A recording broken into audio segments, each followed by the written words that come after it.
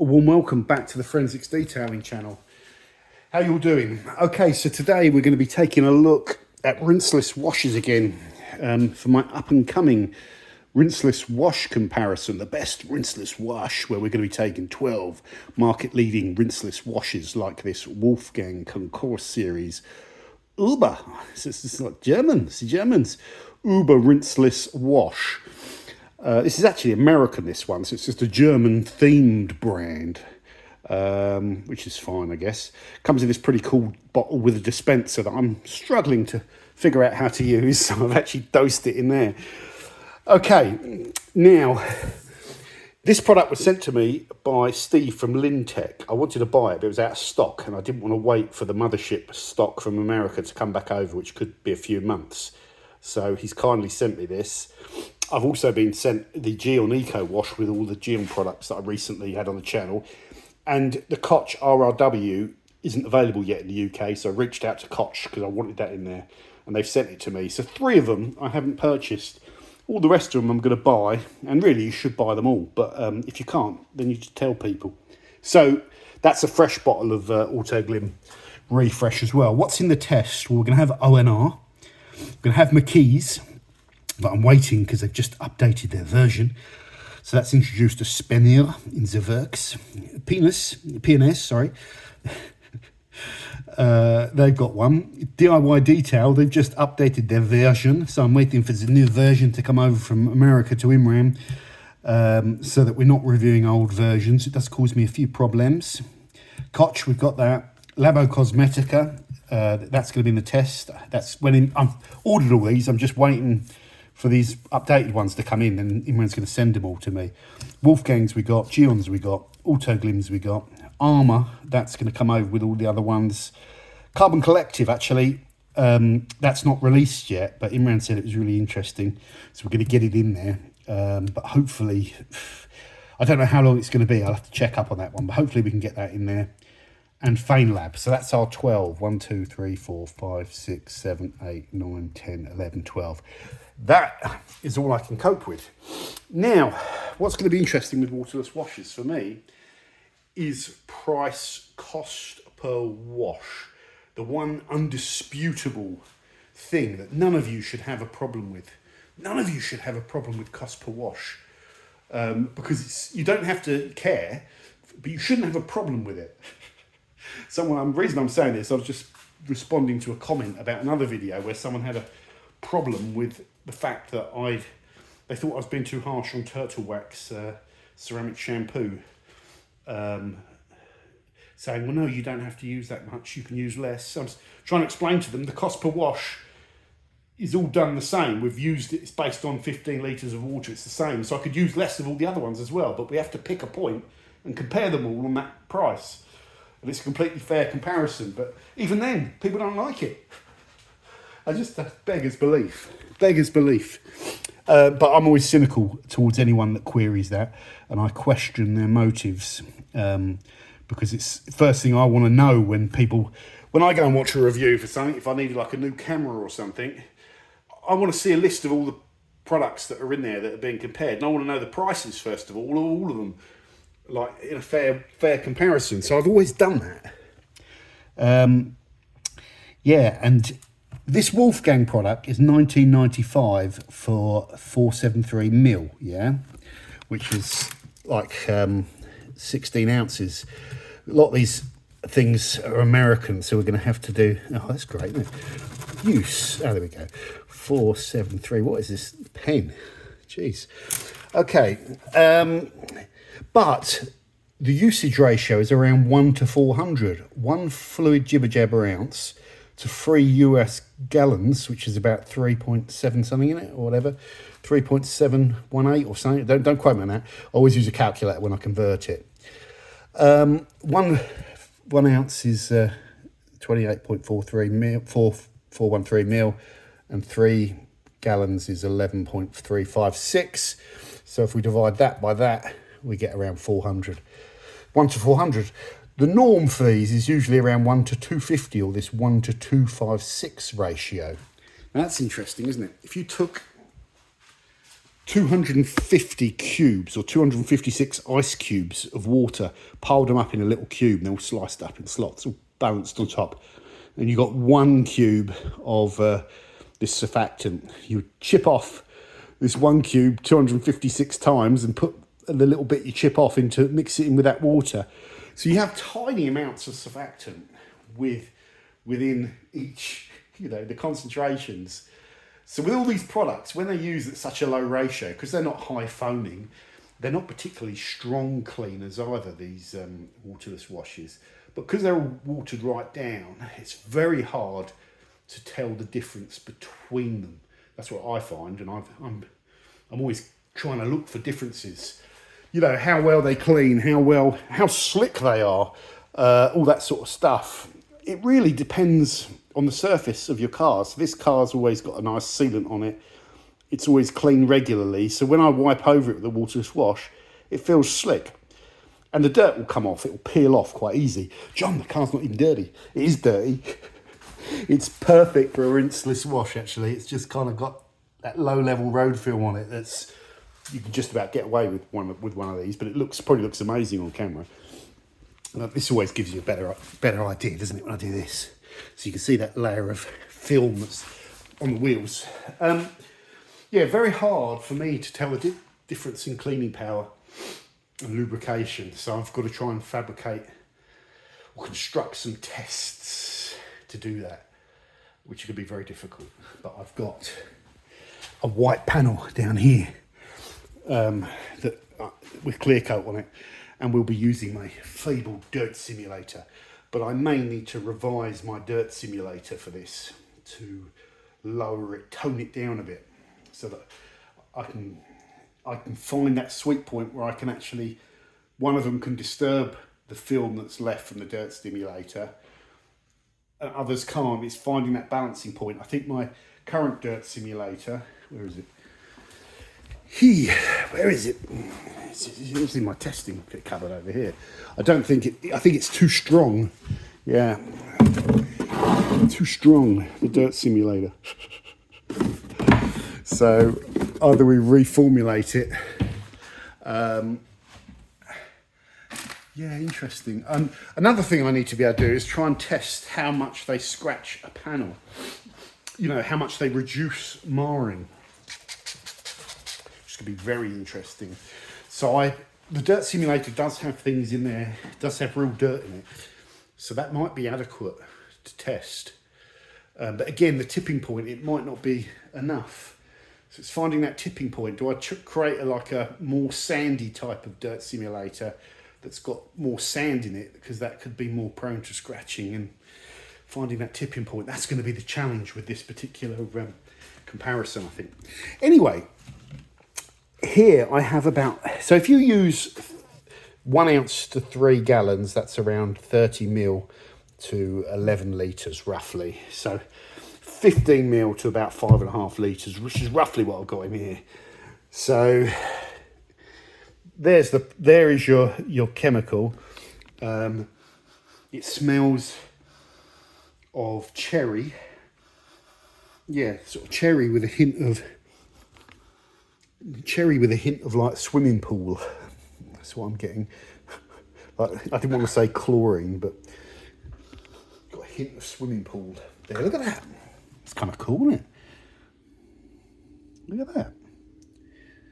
Wow. Look at that. They normally just sort of like thin out when you plonk them in the water. That's quite interesting, isn't it? Look at that. Just look at it. Wow.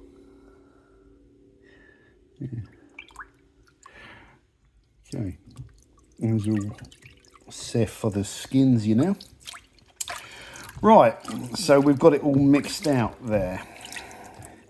Now, the thing with these rinseless washes, as I said before, I'd never use them if I had a really dirty car that I was supposed to, quote, detail, because they're reliant on contact to get everything clean. So you guys are probably better than I am, but if I use them, I'll notice dirt in the bits I haven't prodded with a brush, or bits I haven't made contact with well enough. When I'm using a pressure washer and I cover it in a nice strong pre-wash, I can flood out all my arches, all my suspension components, my alloy wheels, all the scuttle, all the road film down the side, all the crevices get, you know, all the boot runoffs under there get all covered in nice detergent, and it sits and it breaks stuff down, and I blast it all off, and it works. And the pressure washer provides the push and the contact, and I can wield the pressure washer in a way where that push and contact is it takes away a lot of the work that you'd have to do with a contact wash yourself, bending over and poking things, excuse me, with a brush. What do you think that meant? So there's the whole reason I don't tend to use them. I don't find them very powerful. I don't use these as pre-washes. I'll show you some examples of why a good strong pre-wash would be able to strip or remove about 99% of my dirt simulator, just down to that fine bit that's left. They don't tend to get it all off because it's very aggressive. If you can strip my dirt simulator, then road film is relatively easy. These won't touch my dirt simulator. They won't. I don't think they'll even. You start to see it fade out, the dirt simulator, don't you? If you've seen some of my tests, I don't think these will touch it from what I've seen. So they don't degrease as well, and I notice that in the summer when I use them and there's bugs and like sap or aphid poo, sticky stuff on the car, and I go over with these and I feel the bumps, and it doesn't get it off. And then I'll use an APC or a citrus or some sort of surfactant, spray it on, and it breaks it down, and I rinse it off. And so, you know, I think of these as lubricants for contact washing that are going to reduce marring, as opposed to if you were just using water.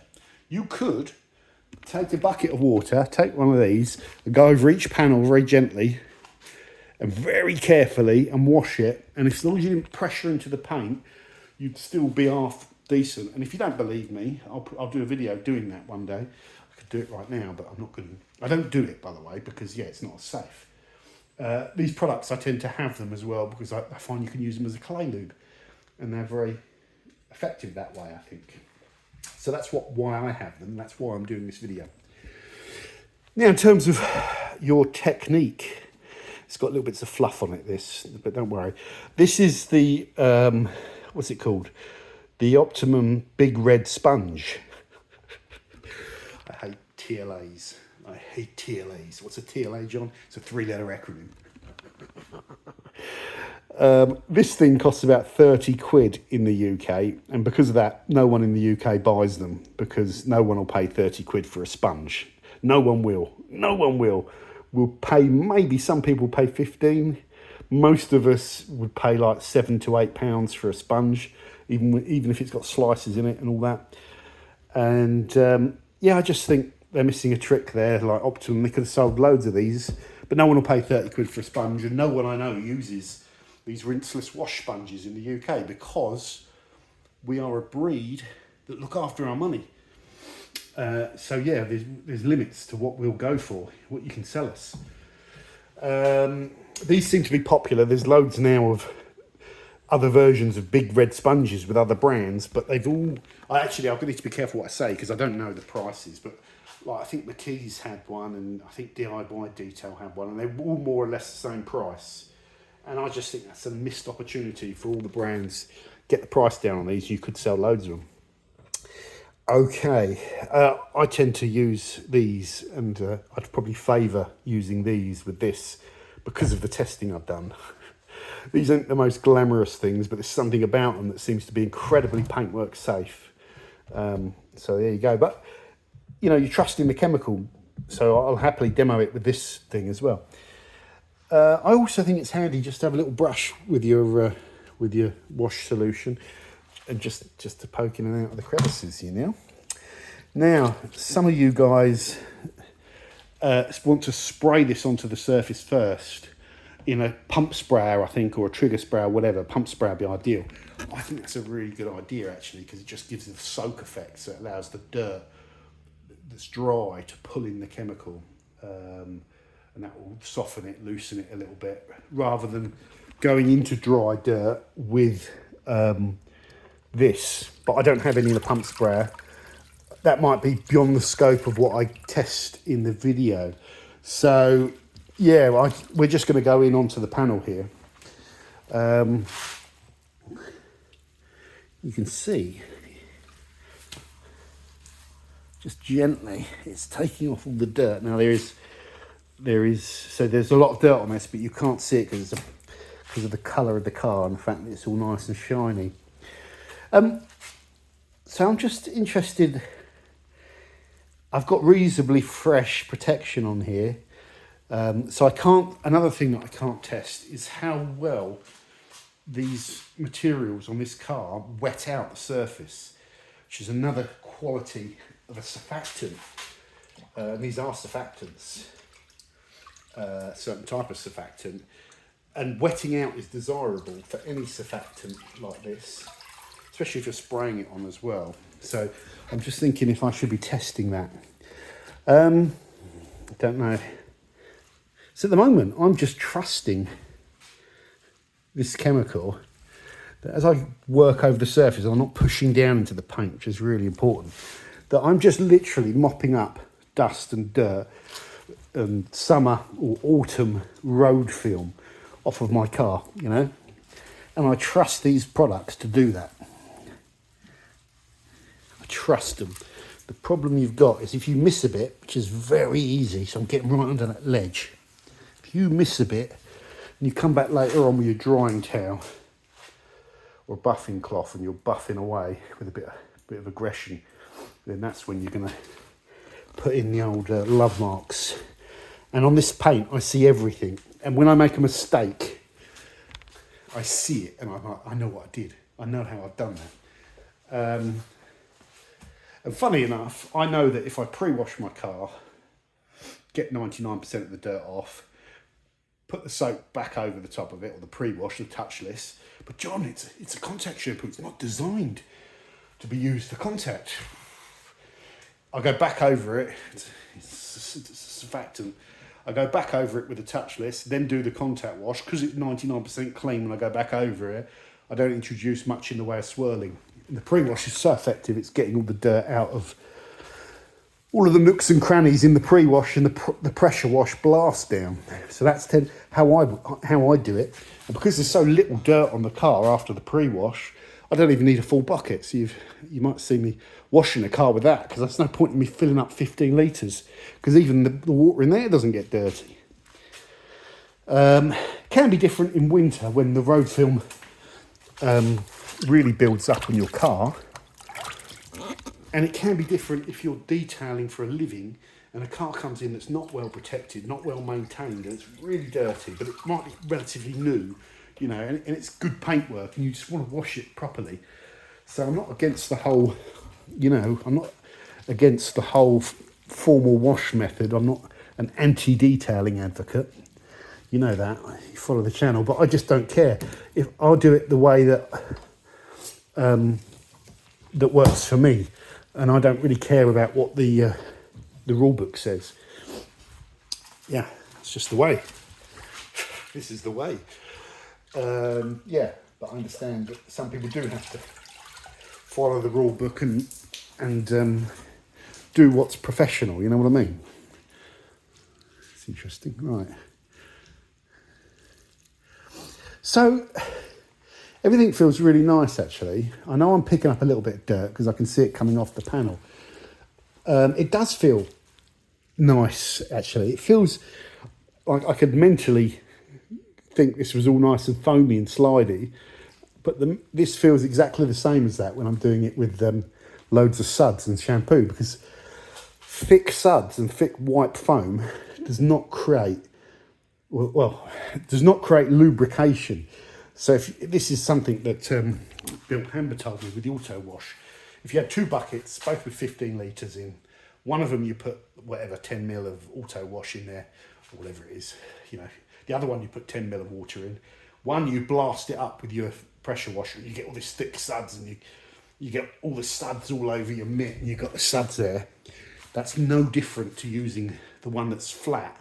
And you don't blast it up, you just make sure it's mixed. And you take the solution and go up and down, but there's no suds. The level of lubrication is the same. So that was like, most people think that you need loads of white suds to get the lubrication. You know, including probably me. And I always felt that if I used a shampoo and it wasn't very foamy, it meant it wasn't very good. But really, doesn't really make any odds.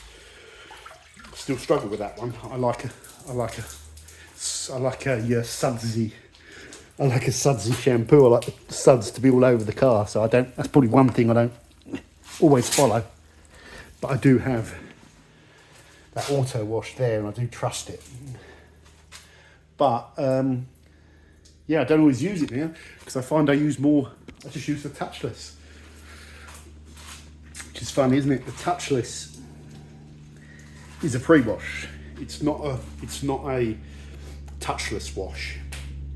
It's a pre-wash designed to get a lot of the dirt off the car, so you're less reliant on the contact wash, which is what applies to me and how I wash my car. I get better results because I'm less reliant on contact to get it off. If the chemical does it for me, then it's harder for me to miss a bit because you flood the car with it when you snow foam, don't you? That's the reason to use the snow foam lance. You know, some of you guys tell me you use pump sprayers and stuff to put this over the car, but if you've got the pressure washer out anyway, it's much quicker to use a snow foam lance. You get much better coverage. You can flood the chemical in the arches. It just blasts it all out very quickly. You let it sit, then you've got the pressure washer there anyway, so you blast it off. So you've got to get the pressure washer out. Then there's less value in the pump sprayer for me. But, I don't know, it saves you mixing up the chemical. I suppose you can have it ready. It does, you can still do it that way. It depends, lots of things come down to personal preference. I've probably missed loads of bits, haven't I, while I'm chatting away to you. So, this feels nice. It doesn't feel like water. It feels a bit slidier. I trust that they are using a decent surfactant in this that is providing me some lubrication. And as long as I don't miss any things, it's going to get it reasonably clean. But like I say, it's not going to get clean in there. I need to poke in there with my brush. This is a particularly dirty bit of the car. You can see here, look. Can you see the road film that's there? See, yeah, I mean that. You want to get all that off before you're towel drying. Make sure you get under there and not pressure in so much. And that is picking up dirt.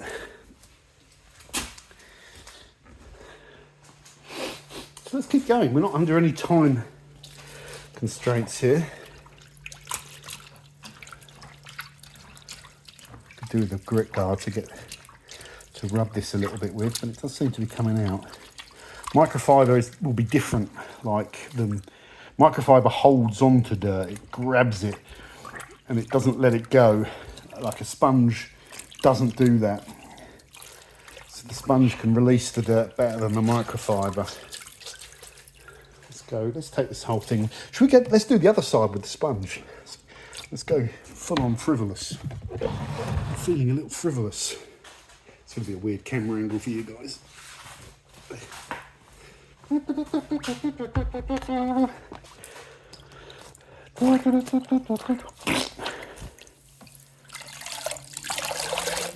How dirty is this cleaning solution getting while I'm doing this? Interesting to see. There's never much dirt in this, but because we haven't pre-washed, there's going to be more dirt in here than there usually is. So let's go in with a sponge.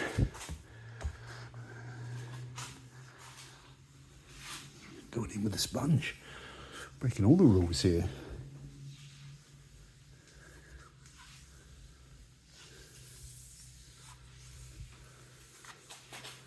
Something quite relaxing about doing this and filming it. But, like I say, I can get away with this because I maintain my car well. Imagine if this was a detail, you know, like a disaster detail, and this was all caked with algae and mud, and I'm just doing this. It's going to do nothing. That's where you need the stronger chemicals in there. I'm speeding up now. Can't lift the windscreen wiper up. I've only got one arm. One's holding the camera. These sponges, you know, they're all right. They're all right. always when I see them being used and stuff, I always think, ooh, I don't know.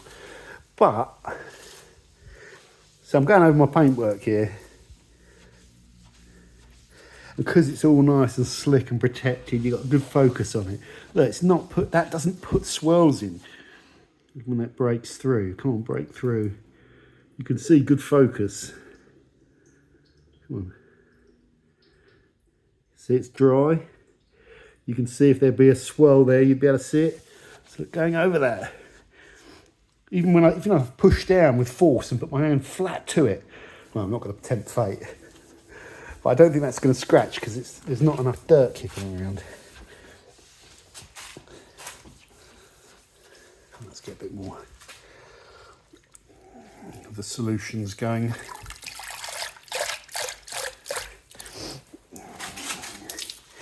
Yeah, this is interesting as well, isn't it? The evolution of rinseless washes is something I find interesting.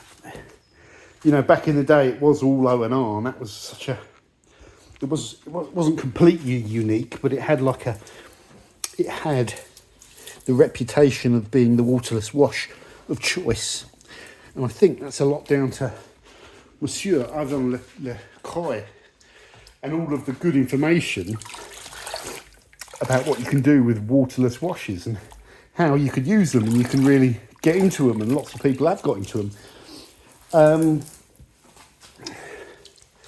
Yeah, and I think when you see someone championing a new method, and if they champion it well, and some of that information, you look at it and think, yeah, I can use that.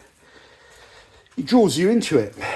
And then Ivan left Optimum and was doing stuff with McKee's. And as soon as Ivan left that and started doing the McKee stuff, everyone, including me, thought, well, I'll buy the McKees then. So I've got the McKees over there, and then he's started his own company. He's got the DIY rinseless. I haven't got round to buying the DIY rinseless yet. But if I wasn't doing a YouTube channel and doing all this review stuff, I would probably just buy the DIY detail one, because I can actually watch someone else give me ideas about how to use this product. And I don't have to embrace all of those ideas. No, you know, there's never any universal acceptance that everything's what you do, but I like being given ideas. I like seeing things and how people think about ways to clean their car and do it and all that sort of stuff, and other uses for these particular products. Yeah, and on top of all that, I like the economics of rinseless washing as well, and I like the lack of setup. So no pressure washer, don't even have to get the hose out. This is a bit I need to really clean. To do the back of the car as well. I just forget when I'm doing these videos. Yeah, need to do the back. Yeah, the economics. So a lot of times if I want to think, if I'm being sold something that's a load of old nonsense I don't need, but it sounds good, it looks good, looks like good sales, my default stance is go back to the price and sort of say, right, how much is it going to cost me to try this new glamorous method? Well, it's not new, but this method of rinseless. No more than it would to wash it with a shampoo. You know, your cost per wash is going to be, what, 30p or something, or whatever it works out to be. You know, when I'm using 15 ml of chemical here, you know, 15p, what, who cares? When it's in the pounds with these, then I'm less likely to go and kind of do it, because from 10 years of studying, well, it has been studying, it literally has been. I could write a dissertation on detailing products. I always like to have an understanding of how much things cost and how much they're going to cost me in kind of real terms relative to everything else. And that, just doing that alone, if you've got that instinct in you for everything in life beyond detailing, will serve you very, very well. Never be afraid to ask that question, and never stop yourself from just calculating how much something costs relative to everything else. If you do that, you'll be fine. As I said before, I'd like to get under this lip here. Now, how much? Right, I'm just going to stop here. I'll finish the spoiler off. I struggle to get under here. Squeaky clean. Yeah, there's a big difference to doing this on this car with minimal road film and fresh protection than doing it on a filthy car. I'll be here for hours on a filthy car. I just bust the pressure washer out because it'll be quicker. I'll do the back and the front properly later on. Now, the downside really is I can't get my blower out now and blow all this, because even though there is some water on the floor, which helps, where it's dry, I'll just kick dust up everywhere. So when I've pressure washed the car, there's water all around it. It's flooded with water. It's all run off the car, and I can blast it without kicking up dust.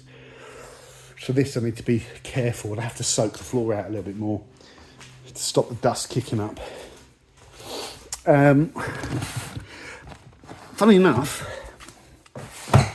I think when you're going to dry your car after a waterless wash, you've got to be really careful and try and avoid buffage. I think that's the bit that worries me with all of this. So if you can just get this water off without really heavily buffing on your car, you're kind of halfway there. The problem is, will it allow me to do that? So if I show you something here, which is relevant. It's pretty clean, this. It's pretty clean. So when I wipe this towel over the surface, you're seeing a combination of water and surfactant, and that just evaporates and dries on the surface. So there's the whole debate of whether or not these products leave anything behind. It's like, if it can be proven to leave something behind, then it's like, it's no good. So again, when I dry over these, I get a little wet spot and then it vapes off. Okay. So that stuff there is, 99.8% water and 1% surfactant. So the maths, 99.8% water and about 0.1% surfactant. There's also the debate about whether these are polymer based or surfactant based. Well, it could be both. Polymers can be engineered surfactants. So I would say when they talk about polymers, they're talking about the surfactant. So I don't think that's even relevant to even discuss in the comparison video. So again, I'm just keeping the pressure down. Yeah, I'm not getting any problems with this. It's not streaking up too much on me.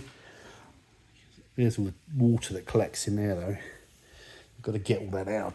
See, sometimes if you're not using the blower, you can poke that in there and just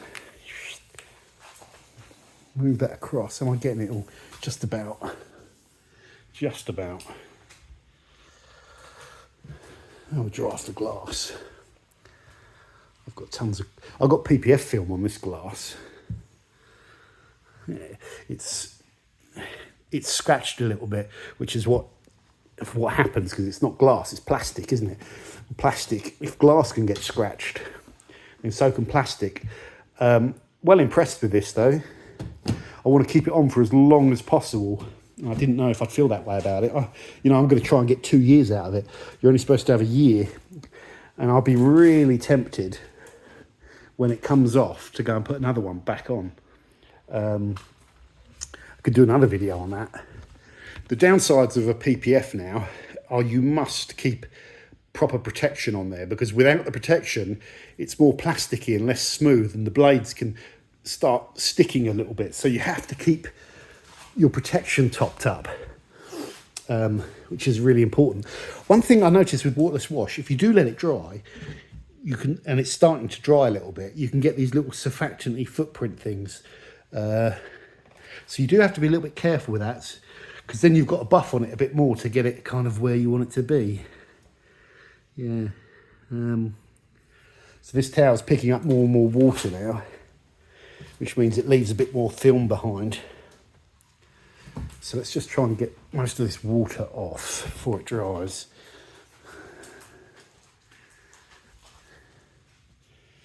And get in there. There we go.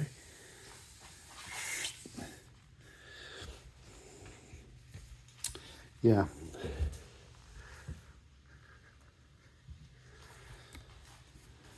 So I need to put the tripod down just so I can get two hands to get the side of the car properly dry.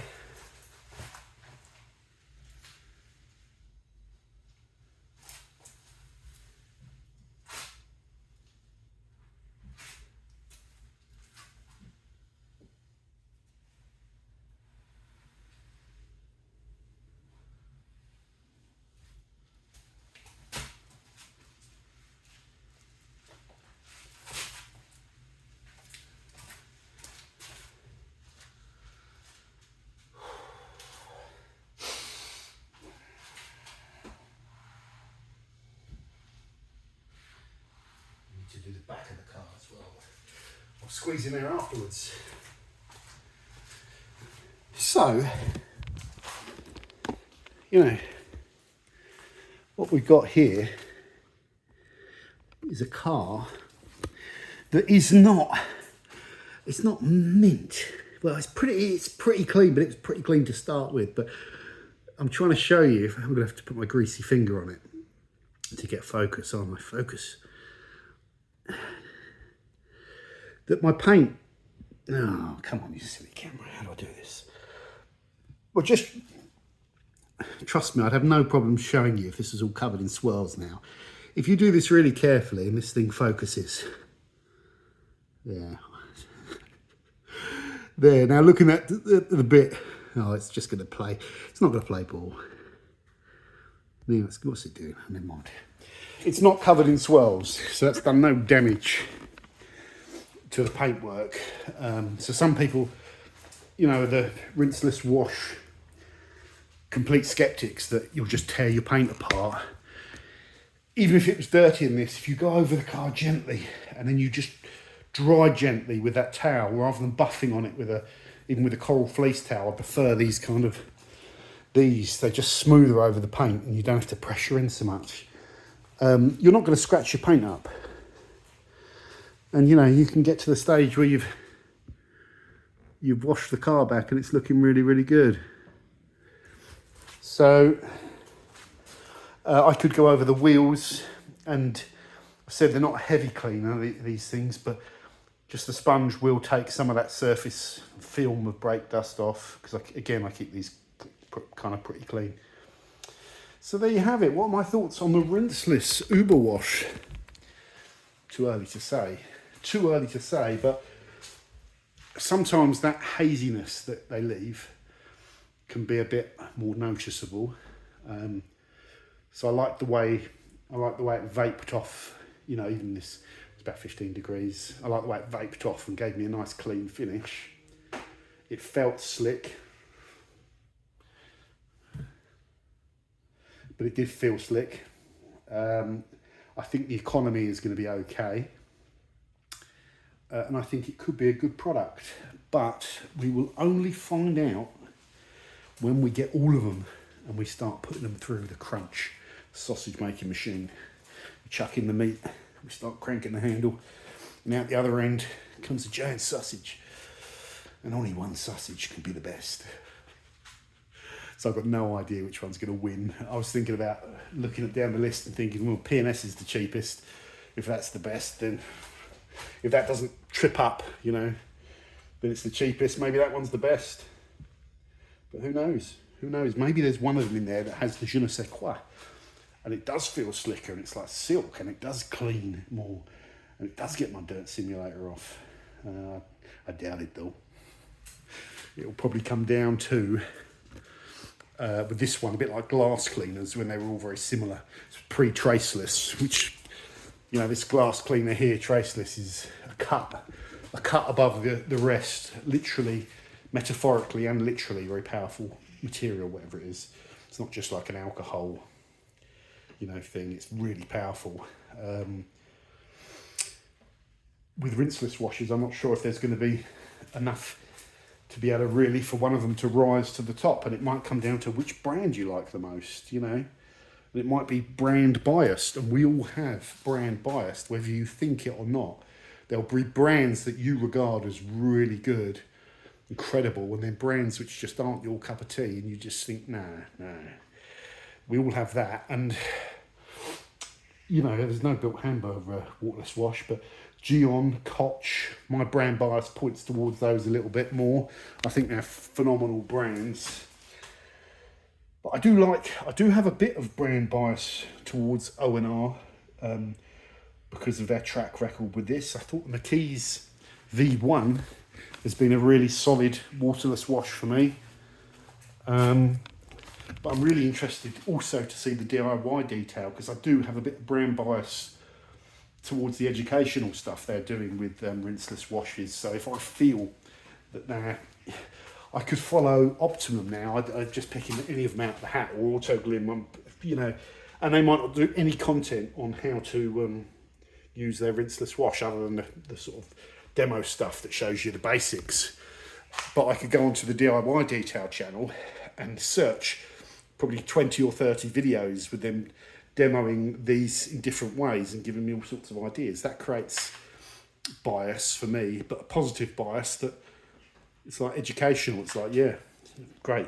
I'll use your product because you're making more effort than anyone else to give me some value from it. So there's all sorts of things like that. I don't think that will come into play with my testing though. Well, it shouldn't do, should it? But you never know, if they're all the same, who knows? So while we're here, what's this going to do? This will take off a bit of that film on these. These always feel like that outer barrel needs a polish whenever I do it properly. But you know, these are a bit dirty. Yeah, it gets the surface dust off. Yeah, it does all right. Does all right, but that will come off with water and soap. It's the contact really that's taking it off.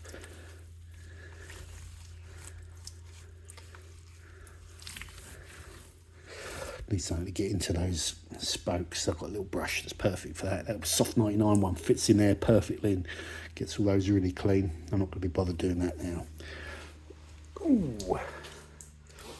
Yeah, so what are your thoughts, guys? Put in the comments how you feel about rinseless washes. Have you discovered one that you think rocks more than the other? I don't trust the comments so much on the videos. I'm noticing a pattern that's been going on for years, where the comments of videos are becoming the battleground for people, for mysterious forces to try and influence opinion. And I see it, I can spot it a mile away. I've been doing this for 10 years. So don't try and use the comments of my video to push products that you have an interest in, because if you do, it won't work, and I'll spot it, and it will be embarrassing because you don't want an idiot like me knowing what you're up to. So yeah, let's do that wheel as well. That's going to be, that's something that, like I say, has gone on for years, and people think I'm dumb. I'm as dumb as I look. I was born yesterday.